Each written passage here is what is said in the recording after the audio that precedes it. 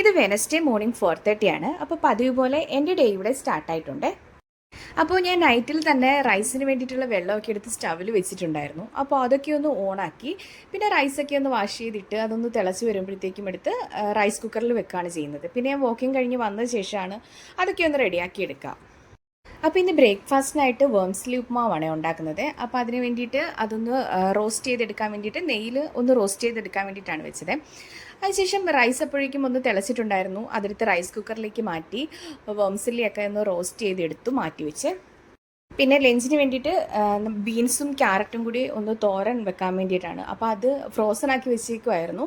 അപ്പോൾ അതൊന്ന് ചെറുതായിട്ട് ഇതായിട്ട് വരുമ്പോഴത്തേക്കും എനിക്ക് അതിനകത്തുനിന്ന് തന്നെ കുറച്ചെടുത്ത് ഈ ഉപ്മാവിലേക്കും കൂടി ഒന്ന് ഇടണം. അപ്പോൾ അതാണ് ഇന്ന് ബീൻസും ക്യാരറ്റും തന്നെ എടുത്തത്. അപ്പോൾ പാനിൽ ഉപ്പുമാവിന് വേണ്ടിയിട്ട് എണ്ണ ഒഴിച്ചു, കടുക് പൊട്ടിച്ചു. അതിനുശേഷം തോരൻ ഉണ്ടാക്കാൻ വെച്ചിരുന്നതിനകത്തുനിന്ന് ബീൻസും ക്യാരറ്റും കുറച്ച് ഇതിലേക്ക് ഉപ്പുമാവിന് വേണ്ടിയിട്ടും എടുത്തിട്ട് അത് ചെറുതായിട്ടൊന്ന് വെന്ത് വരുമ്പോഴത്തേക്കും, ഒരുപാട് വേകണ്ട, ചെറുതായിട്ടൊന്ന് വെന്ത് വരുമ്പോഴത്തേക്കും 1 കപ്പ് വെള്ളമാണ് ഒഴിച്ചത്. 1 കപ്പ് വെള്ളവും കൂടി ഒഴിച്ച് വെള്ളം ഒന്ന് നന്നായിട്ട് തിളച്ച ശേഷം ഈ വേംസ്ലി അതിനകത്തേക്ക് ആഡ് ചെയ്ത് ഒന്ന് മിക്സ് ചെയ്തെടുത്താൽ മതി. അപ്പം ഈ വെള്ളത്തിലേക്ക് തന്നെ സാധാരണ ഞാൻ ഉപ്പിടുകയാണ് ചെയ്യുന്നത്. പക്ഷേങ്കിൽ ഞാൻ ഉപ്പിടാൻ വേണ്ടിയിട്ട് മറന്നുപോയി, പിന്നെ ഓർത്തത്. അതുകൊണ്ട് കുറച്ച് ലേറ്റായിട്ടാണ് ഉപ്പിട്ടത്. അപ്പോൾ അത്ര തന്നെ ഉള്ളൂ അതിൻ്റെ പണി. അതിനെ ഒന്ന് മൂടി വെച്ച് ജസ്റ്റ് ഒന്ന് വെന്ത് വന്ന ശേഷം ഒന്ന് മിക്സ് ചെയ്ത് ഒന്ന് എടുത്താൽ മാത്രം മതി.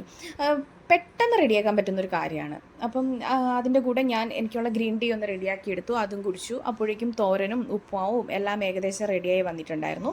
അങ്ങനെ അതെല്ലാം ഒന്ന് ഓക്കെ ആക്കി എല്ലാം മൂടി വെച്ചിട്ട് പിന്നെ വാക്കിങ്ങിന് പോയി.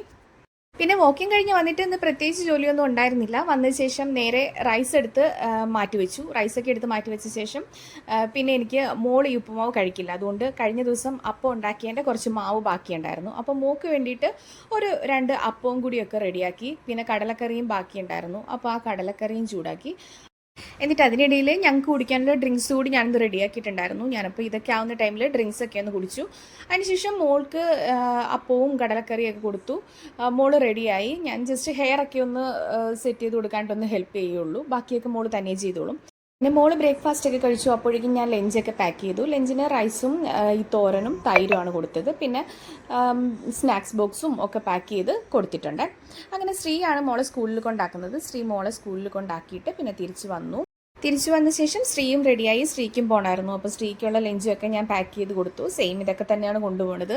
അല്ലാതെ ഇവിടെ ഒരുപാട് കറികളും കാര്യങ്ങളും ഒന്നും ഉണ്ടാക്കാറില്ല. അങ്ങനെ ഞങ്ങൾ ബ്രേക്ക്ഫാസ്റ്റും ഒക്കെ കഴിച്ചു. അങ്ങനെ ശ്രീയും പോയി. അപ്പോൾ ഇന്നത്തെ മോർണിംഗ് വ്ലോഗ് ഇത്രയേ ഉള്ളൂ. അപ്പോൾ thank you for watching. See you in the next video.